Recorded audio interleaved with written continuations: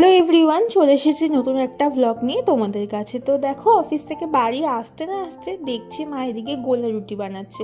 গোলা রুটিটা কিন্তু ময়দা, কাঁচা লঙ্কা, পেঁয়াজ সব কিছু দিয়েই হয়। হালকা একদম ননস্টিকের মধ্যে মা মানে তেলটাকে হালকা একদম ব্রাশ করে নিয়েছে, তারপরে হাতে করে দিচ্ছে। দেখতেই পেলে তোমরা পুরোটা যেভাবে তৈরি করা হলো আর কি।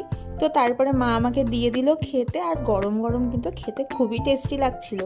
প্রথমে আমি শুধুই খাচ্ছিলাম, তো নর্মাল খাচ্ছিলাম বলে অতটা খুব একটা মানে ভালো হয়েছে নর্মালি, কিন্তু অতটা টেস্ট লাগছিল না। তারপরে আমি হালকা সস দিয়ে খেলাম, খেয়ে দেখলাম কিন্তু ভালোই লাগছে। তোমরাও বাড়িতে একবার ট্রাই করতে পারো, আশা করি তোমাদের খুব ভালো লাগবে। আর এক্সপ্রেশন দেখে তো বুঝতেই পারছো যে আমার কিন্তু ভীষণ ভালো লেগেছে। আর সন্ধেবেলায় সবারই টুকটাক খেতে মন করে, তো বাইরের ফাস্টফুড খাবার থেকে আমার মনে হয় এটা বলবো একদম হেলদি না, কিন্তু মোটামুটি হেলদি খাবার।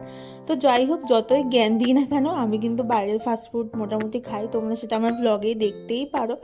তো দেখো, এদিকে মাও খাচ্ছে। প্রথমে আমি একটা শেষ করার পরে মা আরেকটা দিল, তো ওটাও খেয়ে দিলাম।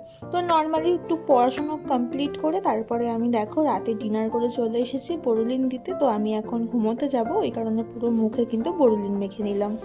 আর ব্লগ দেখে তো তোমরা বুঝতেই পারছো যে আমি ভীষণই সিম্পল, আর খুব সিম্পলভাবেই কিন্তু আমার জীবনটা কাটাই।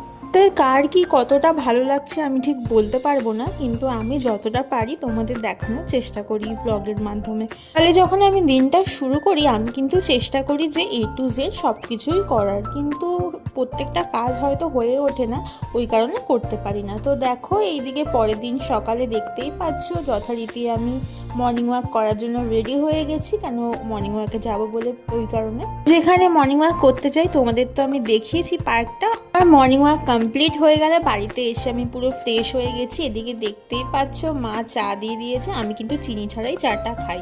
এদিকে আমার স্নান কমপ্লিট হয়ে গেলে আমি চলে এসেছি ঠাকুর ঘরে। ডেলি যেটা আমার কাজ থাকে সেটা হচ্ছে পুজো করা। তো দেখো, গোপোষণা কিন্তু এখানে ঘুমাচ্ছিল, তো আমি আগে ওকে তুলে দেবো, তারপরে হচ্ছে পুরো পুজোটা কমপ্লিট করে নিলাম।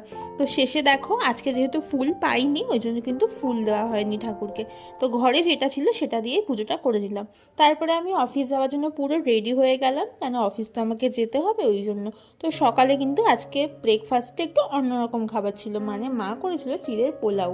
এবার যেহেতু আমরা নিরামিষ খাই ওই জন্য বিনস আর গাজর দিয়ে চিড়ের পোলাওটা করেছিল। তো দেখো, এদিকে আমি পুরো রেডি হয়ে গেছি অফিস যাওয়ার জন্য। তো আজকে এই পর্যন্ত আমার মিনি ব্লগটা, দেখা হবে নেক্সট ব্লগে।